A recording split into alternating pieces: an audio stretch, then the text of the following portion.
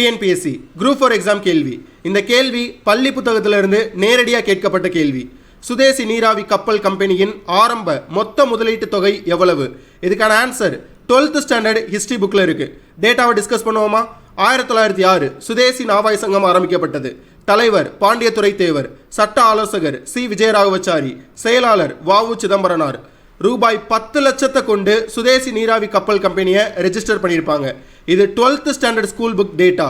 கிட்டத்தட்ட 40,000 ஷேர்ஸ் இதில் இருந்திருக்கும். இதை கொண்டு 2 கப்பல்கள் வாங்கியிருப்பாங்க, காலியோ லாவோ. பாஸ், உங்களுக்கான கேள்வி. இந்த கப்பல்கள் தூத்துக்குடியில் இருந்து இலங்கைக்கு எந்த இடத்துக்கு பயணம் செஞ்சது?